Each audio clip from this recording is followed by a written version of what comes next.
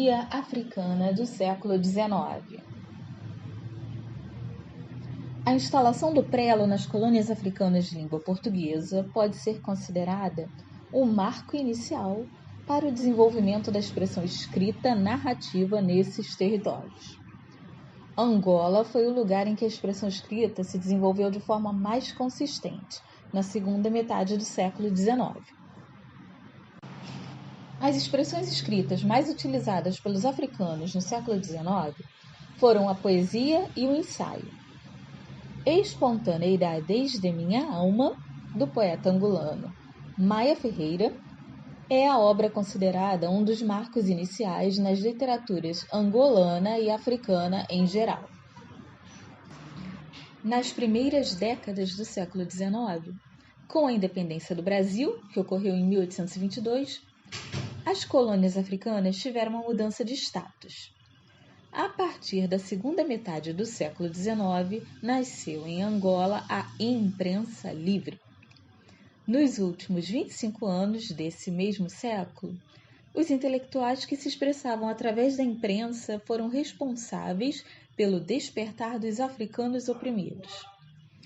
O primeiro periódico de que se tem notícia em Angola foi A Aurora, fundada em 1855, 10 anos após o governador Pedro Alexandrino da Cunha ter criado o Boletim Oficial.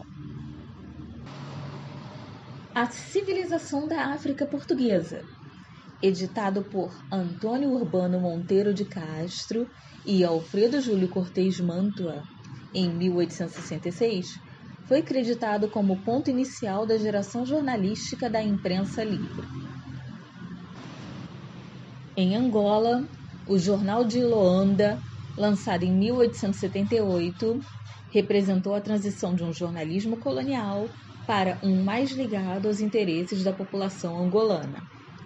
Em suas páginas, divulgou-se uma série de artigos e notas com intenção intervencionista e denunciadora do sistema a que Angola estava sujeita. A década de 1880 assistiu, de fato, ao início da participação dos naturais de Angola, que é como eram chamados os nascidos em solo angolano, na imprensa, com a criação do Eco de Angola, em 1881.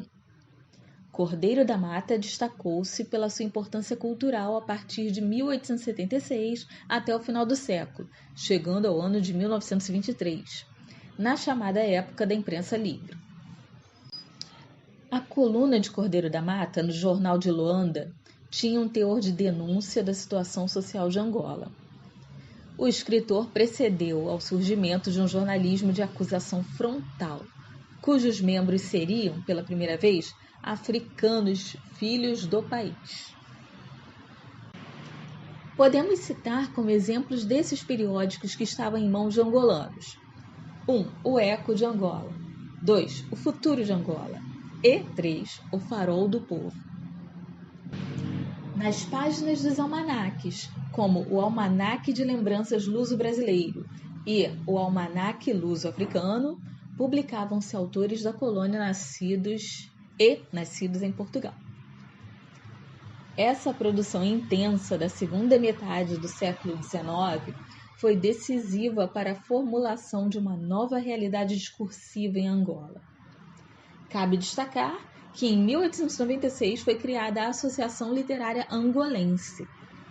No início do século XX, essa mesma geração concebeu 2 periódicos literários, o Almanaque Ensaios Literários, em 1901, e o Luz e Crença, em 1902.